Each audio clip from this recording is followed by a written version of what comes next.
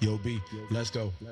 You may have seen the clip and maybe heard word of mouth, yet another podcast. Man, what could it be about? Is it truth or opinion? A couple of contradictions. We're here to challenge tradition and twist your vision. So we set on a mission to bring you rebel wisdom.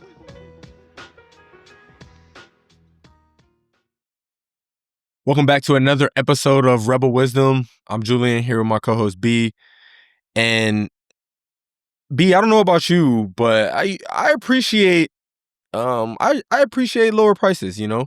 I don't have to have the big, fancy, expensive stuff. I could get down with some lower prices. But what we can get into today is how general lower prices across the board can be bad. And I think we can dive into that. What do you think? Yeah, I think I've heard too many times from people where they actively say they want deflation, which I don't like. I know what they're trying to say. I know they're trying to, what they mean is, they rather pay lower for everyday prices. Of course, everyone does, right? But the Exactly. implications of deflation is much worse than I guess people would think, because if they knew what deflation would cause, then they wouldn't say that. So I do want to just tackle the inflation, deflation, just that topic, and it's very applicable in like today's government, right? Like we run our government on the fiat money basis, and the fiat currency just like based on debt, and then debt has a lot to do with inflation and deflation. So I think it's just the overall money episode, emphasis on inflation and deflation. Like, yeah, real quick, you said you hear people say, I'm trying to quote you exactly. You said, like, you've literally heard people say deflation is good. Have you heard them say the words, I want deflation or deflation is good? Or have you heard them say, like, I want lower prices? Because I hear people say, I want lower prices. And if we expand that across the board, yes, I agree. Like, it could be bad. But I've never heard anybody say, like, I want deflation. So are you saying you hear So people actually you're say that? right. And it is, I have heard people say deflation and they have used that word deflation, but Mm-hmm. around this topic, much on a percentage basis, like not many people use the word deflation. It's more of what you said. Okay. They want across the board. Yeah. Yeah. But I think like if you say that deflation just correlates the most, right? Just like lower prices across the Yes. board, right? Right. Right. Because, for example, big Nike guy, and like if Nike, for whatever reason, I notice I go into the store and I'm like, dang, Nike like dropped their prices. That's not necessary deflation. But yeah, if we're seeing that across, I don't know what the technical term is, different markets, like groceries, real estate, I don't know, different like assets or whatever, not even assets, but just again, holistically, then I think that is more indicative of like a deflationary period. Would you agree with that? Yeah, this deflationary period, yeah, because like deflation could apply to anything. If your Nike shoes drop, like that's deflation. But then yeah, like I think Yeah. Oh, deflationary period or environment, yeah, it has to be more than just one particular thing. And I do want to just throw in a yes. term just so that we're baselined. Like Mm-hmm. I'm pretty sure everyone is aware of what inflation is. Inflation is just basically the measure of price from year to year or month to month on whatever basis that you want to use, and then looking at the delta of that price increase. So if something was $100, same exact thing next year was $105. Inflation for that product or category or whatever, that's 5%. Deflation Yeah. is if that percentage is negative. So if something was $100 and it goes to $95, that's deflation, which is different from disinflation. Disinflation is, let's say inflation is running at 10%, but it cools down to 5% the next year, the 2 years later. Mm. That is disinflation. decrease on the percentage of inflation, which is So people get disinflation, deflation confused. So I just want to throw that in there real quick. No, that's good. Thank you for baselining that. Yeah, so again, this is through observation. I hear inflation talked about a lot more than deflation, or even if, again, because I hear people saying that prices are getting too high, like, oh, gas prices are too high, or you name it, prices are too high. But even in the comparison category, whether they use the word inflation or not, I feel like I hear about inflation more. But in the context of like an economic conversation, inflation is actually good to a certain degree, right? Everything is bad in excess, but inflation is good, maybe even needed, and it can be expected over a long period of time. So I would love to dive into like why we more consistently see inflation / need inflation, and which is probably why it's talked about more, and then conversely why deflation is bad. And I think that's where we're gonna get into like, getting our rebel bag and say like, hey, lower prices across the board may not be as good as we all think or want. And I don't know, we can dive in at any point in there. I have some thoughts, but So do you know let's say, you know, let's just say that we're not in a fiat based environment or money's not a factor into inflation for now. Like, of course, it's involved, but let's follow okay. me on the scenario, right? If Okay. money supply just stayed constant and then the world just like went on, did you know that the world in itself is inherently deflationary? No, but I'm trying to like think through that logically. If the supply is a constant, Yeah, if the money supply is so constant, right? Because like I'm not, the so I'm money, just yeah, trying to yeah, take yeah, money out of the equation. right, And the world that we live in is deflationary, which when I first heard that, like I had to think about it, but then when it clicked, it's very, very, very simple, right? The yeah. easiest example is So imagine buying like a storage for your computer or whatever disk, right? Whatever anything. Like you can go from gigs to and megabytes to gigs to terabyte that you can buy today. okay, Like in 1980s, I don't know the years, but like in order to buy 1 megabyte of storage, it was very expensive, right? right. And then today, I mean, if you can't even buy a megabyte because it's such a small amount of data that you can store in that device. So now we're doing like at least 64 gigs at the minimum, right? Sure, right. So why is that? And it's because as technology advances, you get to basically create those goods and services at a much cheaper price. So if everything else stayed constant, then that products and services would just generally be cheaper. And that's why we live in a Right. deflationary world. And then just easy way to think about it is technology is deflationary. And you can hmm see it today, right? Like obviously like money, the dollar value that you have to pay for is increasing over time. And that's not necessarily because of technology. That's because we're printing so much money. Right. But if you think about it, look at like the iPhone. Like iPhone 1 and iPhone today, generally, like at looking at the big picture, it's somewhat of like similar price, right? It's not like a crazy delta. It's not like it used to be $100 and now it's like $50,000, right? That's how it's, yeah, Like yeah. the original iPhone price was It's $500. now So, okay. and then let's compare it Damn, to iPhone SE or something, right? Like that's like a lower model. Oh, go to that 17. Okay, so I have the iPhone 16e, which is hmm so far advanced compared to the original Yeah. iPhone, and Oh, it's yeah, at for sure. $599. It's So at even what? though $599 that you can buy from Apple, Dang.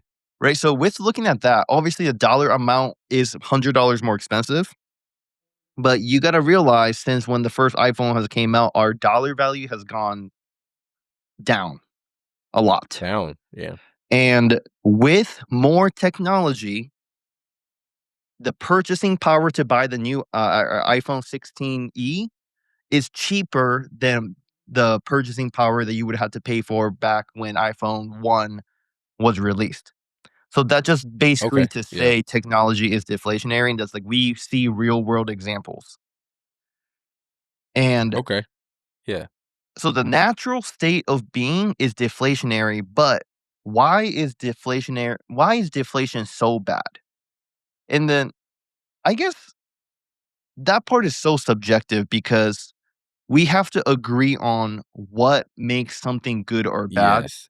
And in terms of inflation and money, we're kind of talking about, I don't know, you can go far as up as like the world economics, but like we can stick to the Like country level, GDP right? or just output, I feel like. Yeah. Yeah, like it's Yeah. all tied into that. So Yeah. we want to maximize economic activity, right? Because we talked about it in the Right. previous episode where if me and you had $100 to our name and we just kept that $100, like we would feel very poor. But if we exchanged $100 over and over between each other to provide services, we feel very rich, right? So Hmm. the amount of economic activity within a country or at the peer-to-peer level, like whatever the case is, economic activity is good for everyone. And then the good is subjective, but we all have to agree on that term. But so where Right. I'm gonna go with that. So it's gonna be good. Right. That's fair. So with if in deflation times, think about it, right? Like imagine if the monthly deflation was like 10%. Oh, So God. at, I don't know, a brand new laptop costs $1,000 this month. Yeah. You know, next month That that is. $1,000 laptop is going to be Yeah. $900.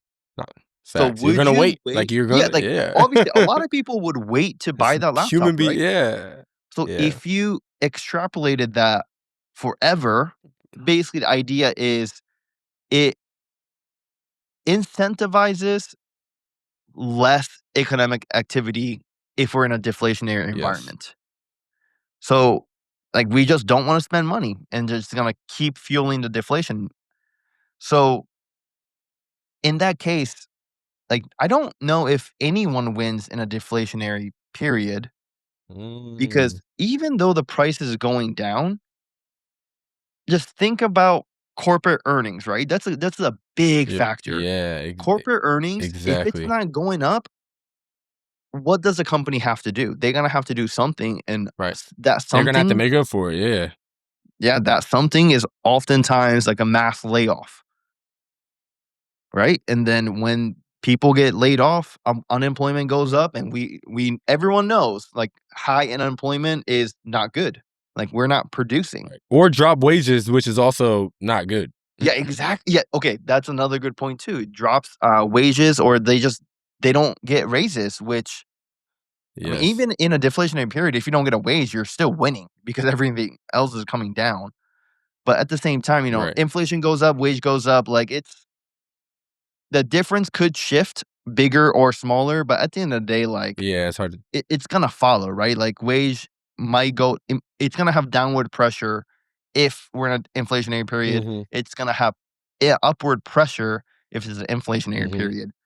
And based on that logic, on the inflation side, if you know that next month something is gonna cost 10% more, would you rather wait Yeah. like to next month, or like a normal person No, would be like, no, I sir. just want to buy net right now, Yeah. right? Facts. So that just fuels economic activity, and then when there's a lot of economic activity, the government gets to collect on taxes. When you earn, when you spend, when you invest, when you do anything, they get to tax you on it, and the government wins. And generally, low percentage of inflation is what the Fed targets for. They say 2%, right? Like, that is actually Yeah. beneficial for society. So, yeah, that's just like a mindset going into why deflation is just bad. It's like like I said, I don't know who wins in deflation. I know who Yeah. wins and That's a good loses in point. inflation, but I don't know who wins in deflation. So if you know, please let me know. I need to Mm. think about it. Think about that one. No, yeah, I'm just trying to think about what you said and break down a lot of similar thoughts I had. Just who's incentivized to do what during a period of deflation. So you touched on like what companies, organizations are likely to do, what the individuals are likely to do, at least spending habits. I'm trying to think from a savings or investment side, like your money. So during deflation, right, your money is gains value. Mhm. So we said, Gains what that can purchasing look like power. in the realm of spending. Gains purchasing power. Yeah, Yeah. that's what I meant. Thank you. Um, so so another thing is, I mean, one of the side effects, I guess, is, I mean, most of us have loans or we're paying something back. So what's the best way to put this? I guess you're paying back, you're not paying more than, because you're still the dollar, because your purchasing power is more, I mean, yeah, the value of the dollar is relatively more, right? So like when you're paying back these loans, you're paying back at a higher value than you borrowed from. So I feel like that's also a negative against the borrower. I don't know, you said try like who wins. I don't know if that's, I don't think a positive for the lender, but I feel like would it be fair to say you're losing purchasing power in that scenario of paying back when you're like paying back what you borrowed when the dollar is now worth more? Yeah, of course. So like you're I feel like definitely that's losing that delta. And I guess in that scenario, I thought um I feel like it was like you were about to say it. Like I guess you could have an argument where the lender wins in that scenario because let's say that's a purchasing power wise they lend you $100 but you're getting paid back purchasing power like 110, right, yet they win. right. But at They the win. same time, when you think of how deflation happens at a macroeconomic level, I would argue that the person that borrowed money from the lender in a deflationary period has less ability to pay back that loan. Therefore, it would Yes. increase the risk for the lender, which in that case they're not winning either. Mm, okay. So, yeah, I do that's agree the with that. scary That's a one. good Like connection. Yeah. the debt thing Yeah. is so interesting because in an inflationary period, like the 30-year mortgages always wins because you get to borrow, Mhm. let's say $1 million for a house. In 30 years, the $1 million is not as much as what it could buy today. Uh, So you're borrowing a Correct. larger amount and paying back like less value over time, where that's flipped in Yeah. deflationary periods. So think about it like Exactly. at the government level, dude. We're at like what? We're at $38 trillion of debt now. It's So wild. in deflation, what would happen is we have less economic activity. People are spending less. If Yeah. there's no transactional money, they can't tax that unless they change the law. So right now, if you don't spend $100, they don't get to tax that $100. So government is taking in less revenue at the same time. The $38 trillion that we have borrowed, that value goes up, even if the number stays at Right. 38 trillion, because Yeah. there's less dollars that's expendable. So yeah, I mean, like Exactly. from a government level, that would be chaos. And just imagine how much money printing has to be done to like reverse that effect. Mm-hmm. Because I how old were you when during 2008 recession? 15. 15? Okay, I'm thinking I was like 13 or Yeah. something, right? Like, I know I lived through Yeah. it, but when I was living Yeah. through Yeah. it, I Yeah. had No. no idea that that was going on. Like, I was a kid. Yeah. Oh, dude. Same. But I'm just thinking, like, if I was in that situation where, you spend 30 years working at somewhere, building your nest egg, building your retirement Dude. account, Oh and my God. everything gets wiped out. Like, I just cannot Dude. fathom that feeling. And if that happened to me, I feel like that would haunt me for at least like 5 years, right? Yeah. So with things like that, in like a really bad times as deflation actually kicks in, like to reverse that effect, you literally have to change how people think, which is a much tougher challenge than during an inflation period. Where like going from high inflation to low inflation, like that's what we do. That's what government does. And then, we like in the past, think about in the past like 3 years, we had what was the highest inflation? We had like 9% on a month to month basis at one point, right? Mm-hmm. On annualized. Yeah. Yes, like if you took that difference of month to month and multiply by 12 to make it annualized, like it was like 9 point something percent at the peak, which is crazy inflation rate That's insane. uh relative to the United States. But we have a lot of tools to employ or deploy at the government level and at the Fed level. And then we talked about this with monetary and fiscal policies. We have these Mm-hmm. levers to control inflation. But then in deflation, like, what do? You all you can do is like ease policies and print money. Right. Yeah. Yeah. Yeah. I think that's it. And then it's funny. You got me thinking now about the 2008 housing market crash, the housing market crash, and bro, yeah, I don't remember, but I'm thinking, when is the Great Depression? Is that the most probably notable like deflationary spiral? Right? Is there anything? I don't know. I I'm not mean, yeah, sure. that's. I feel like I'll say in modern history, I feel like it was at 1930s. That was like the most notable um like downward spiral, which was like a recession.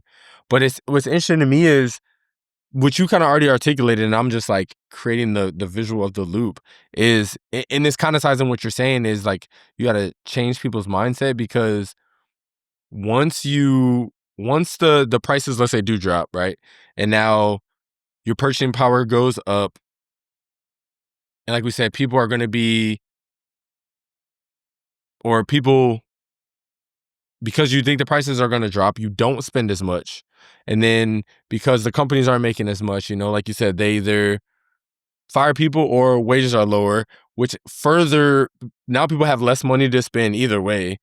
So again, you're not spending, you know what I'm saying? And it just creates that cycle back to like the business and the person.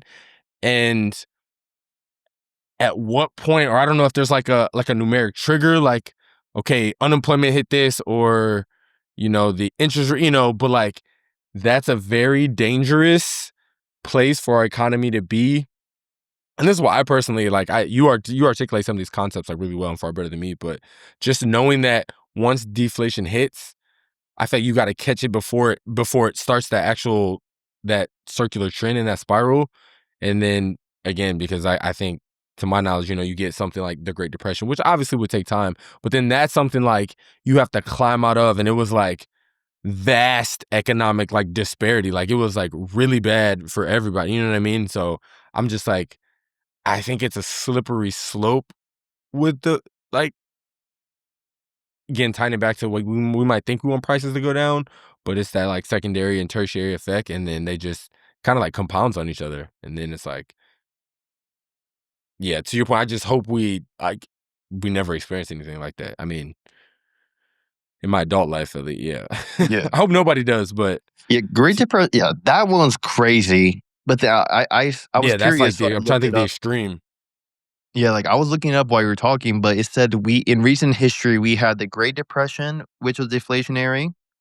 We had Yeah. 2008 crash, which was deflationary, and then we had a very minor, a quick time frame during the COVID crash that COVID. was Yeah. deflationary, Yeah. but Yeah. just for a little bit, right? But we printed crazy Right. amount of money, so we got out of that ASAP. Yes.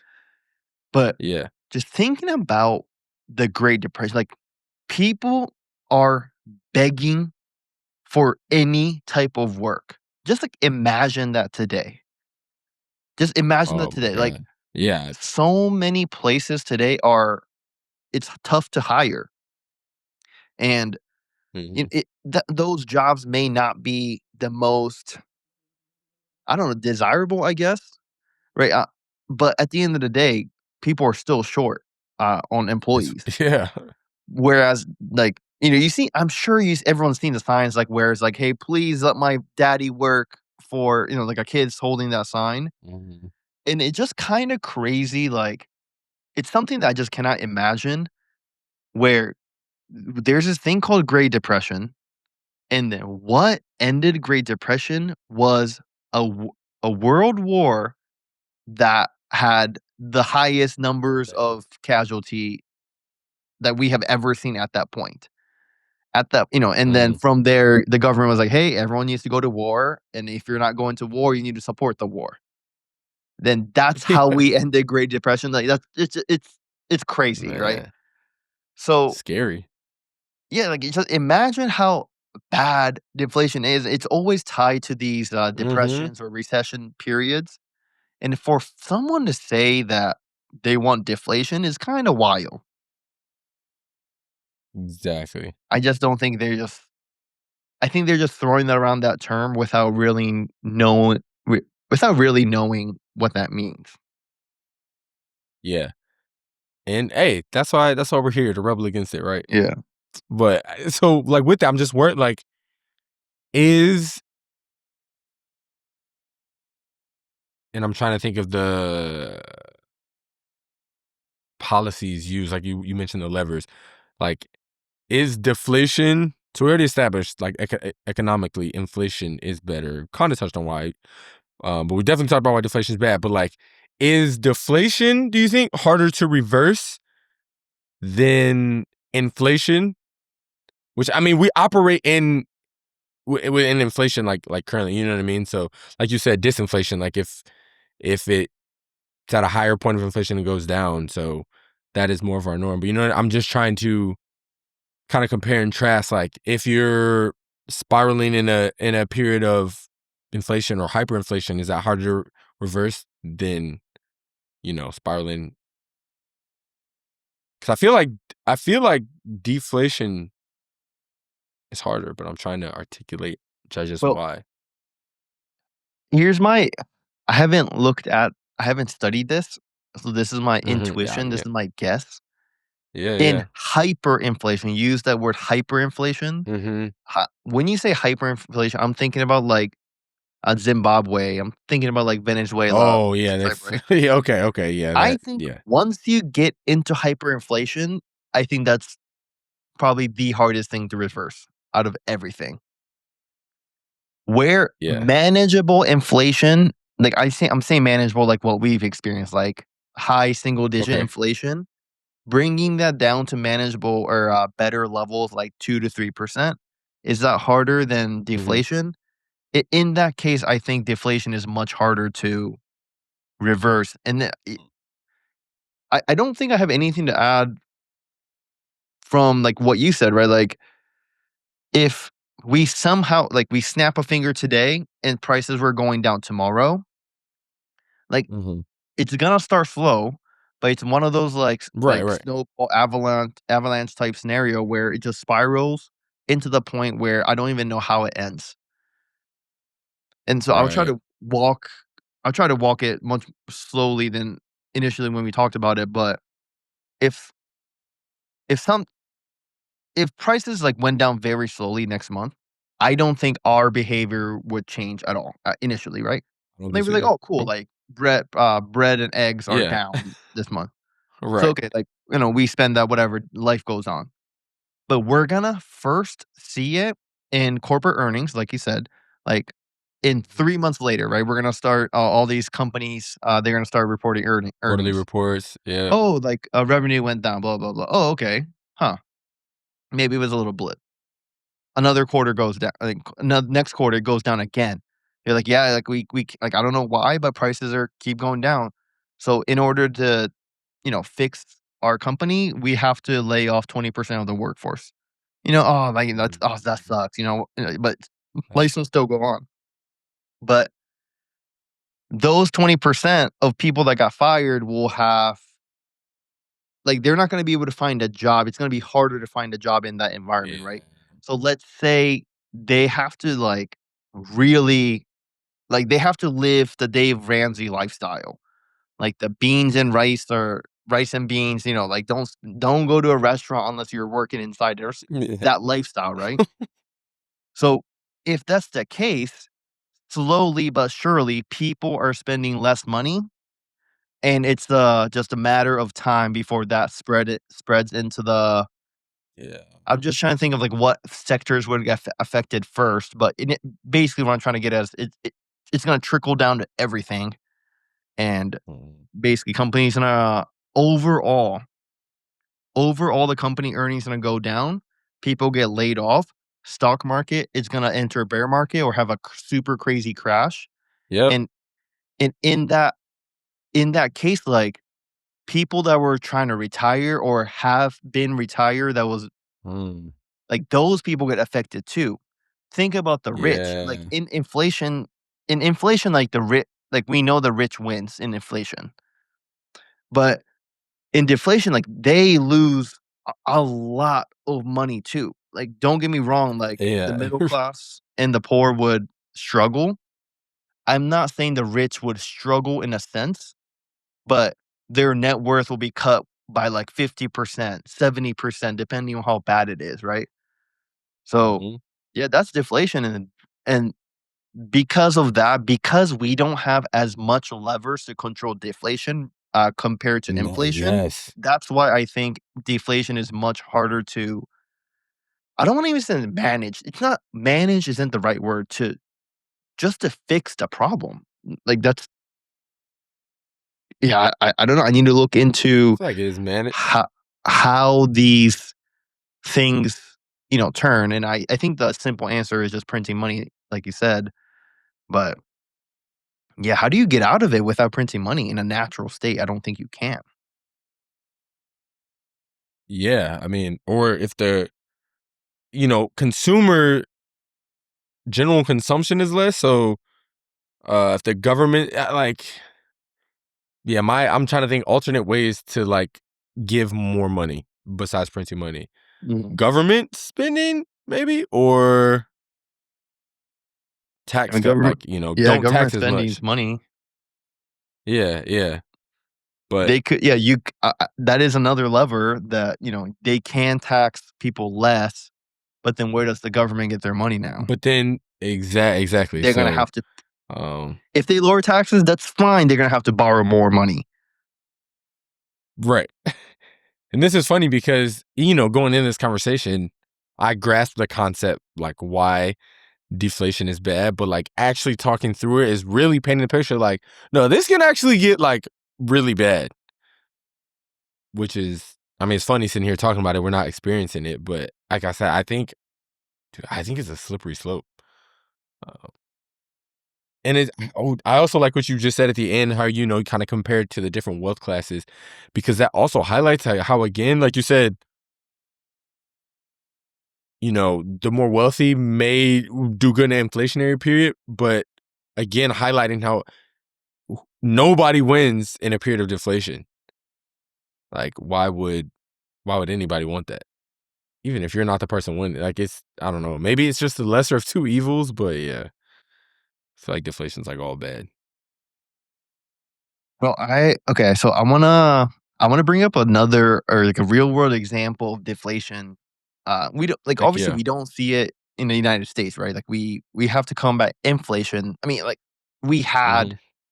have combated inflation We've recently, and right now it's at a manageable level. It's like 2 Mhm. point something, right? So I don't think it's a problem. We want to get it down to 2, but it's not like that big of a problem, if that makes sense. Yeah. But so I'm half Japanese. I'm from Japan, and Japan is such a like a unique example because Japan is one of the very few first world countries that is in a deflationary period. And basically, we've been like I don't say we, uh, but Japan has been in deflation since the great asset bubble in Japan. It was like in the 80s. I don't know if you heard about it. Yeah, I was about to say I've heard. No, I don't know. Indeed, I think I've just heard you talk about it. Yeah, basically, it was one of the craziest, biggest bubbles in the world, Mhm. and then it just happened to be in Japan, and Oh, yeah. basically this thing popped, Yeah. and then from the 90s, Japan has been in deflation since. And you know how, Crazy. we talk about interest rates and mortgage rates a lot on the show with real estate.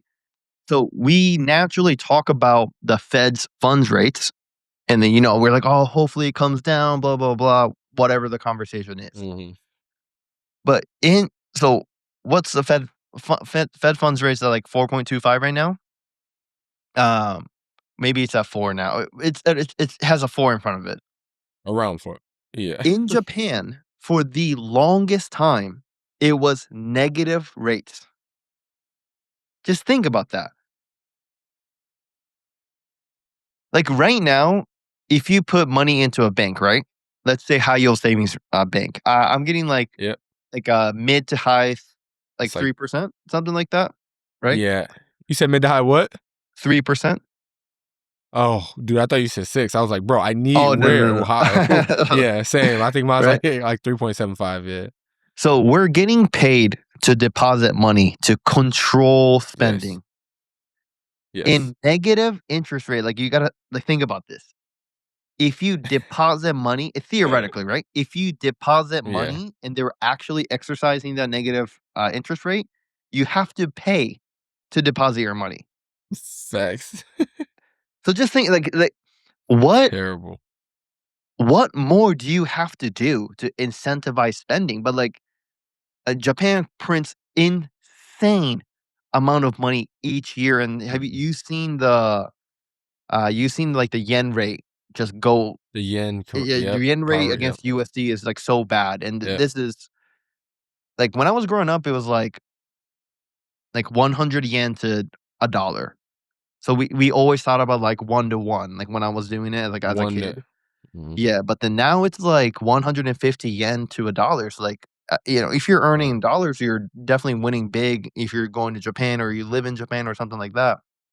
Mhm. And I mean, I don't want to say it's everything, but the big contributor to that happening was the US dollar is not getting inflated away as much as the Japanese yen was. So Japanese yen is becoming less and less valuable because how much money is getting printed. So I think it also has to do with the Japanese culture because in the United States, Mm. I feel like we're the YOLO, like whatever, we'll figure it out. Like Yeah, or it's a spend future big. me problem. Like just spend it type of thing, right? Like where you live in a very consumer mindset country. Facts. Whereas in Japan, everyone's like, "Hey, save, save, save, save, save." I don't know how it is with the younger generation now, but at least the Yeah, people that taught me about money when I was growing up, they were of the Japanese mindset. Hey, keep this yeah, money, just save it, save it, save it. They didn't even tell me to invest it, right? yeah, Because the stock market was so bad in Japan. yeah.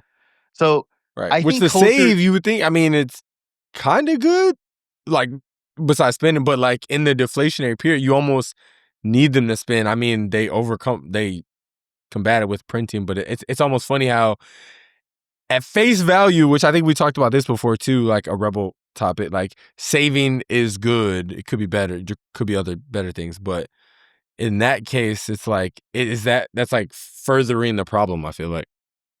Yeah, yeah, absolutely.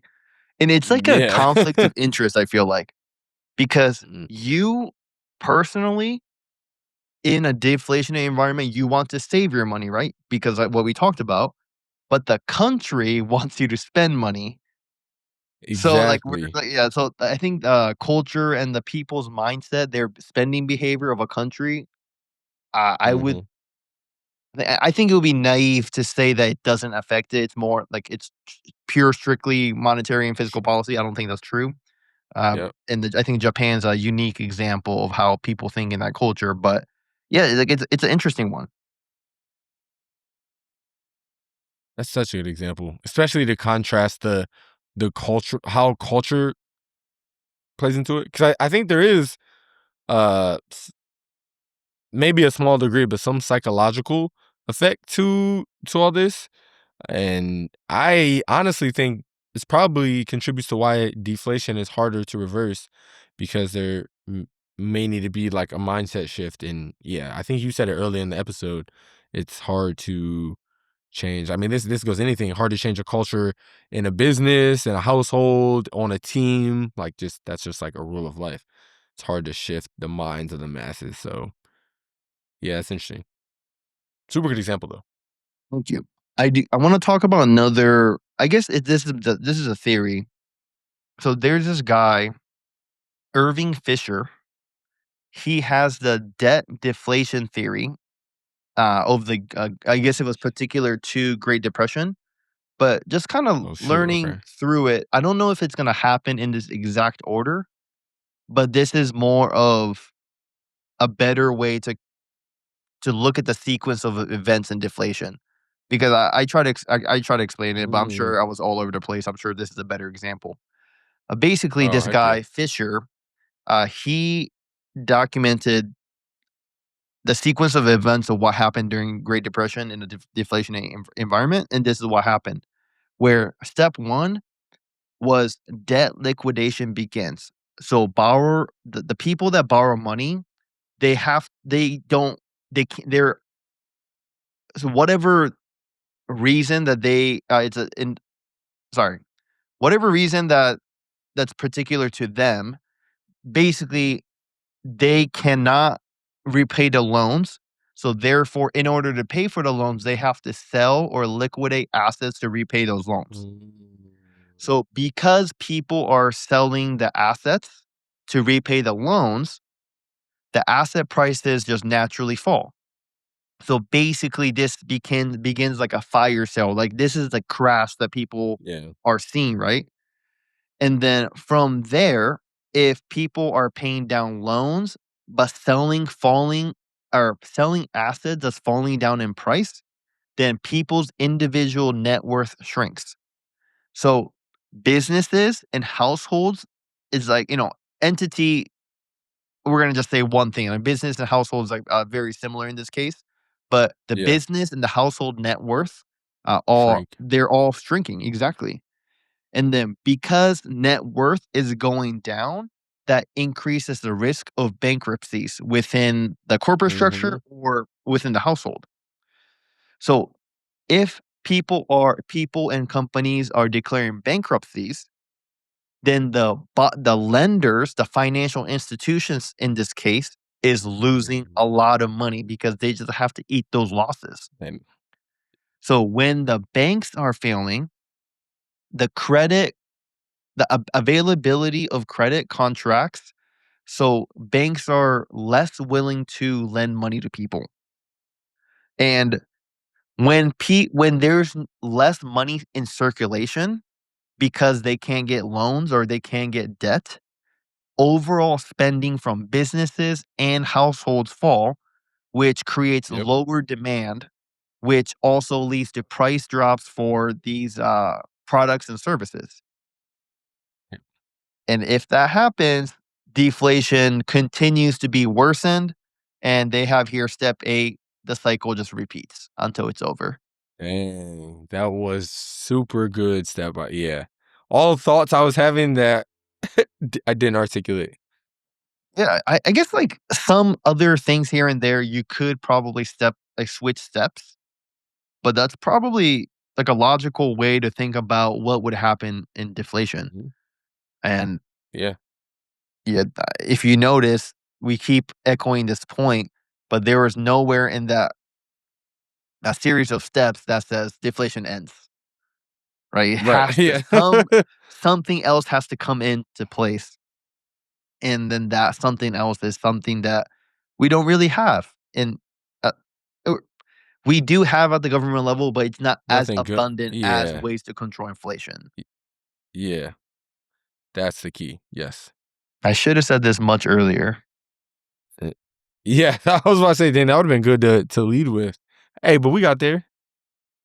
Nobby, that was a good wrap up of I think that's like a full loop in this thing. I guess I'll refer to as the like deflation, one cycle of the deflation cycle that, if continued, could lead to a spiral.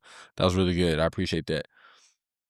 I think it was a really good conversation, just shedding light on, hey, if you see a constant drop in prices, again, maybe not at one company, but across the board, these are things to be cautious of, and why I kind of want to change the narrative, and maybe just like hope inflation isn't villainized, I guess, so much, or really a better way to say it would be it has a purpose, and it's good in moderation. And I think that's why as a country we see continued, slow incremental increase in inflation. But yeah, what do you got, any closing thoughts for us? Yeah.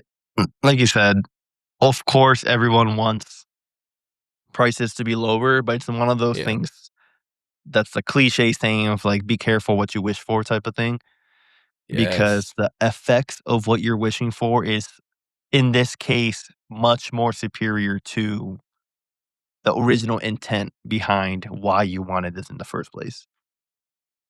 Couldn't have said it better myself. And with that, we'll catch y'all next week with a fresh topic. Thank you.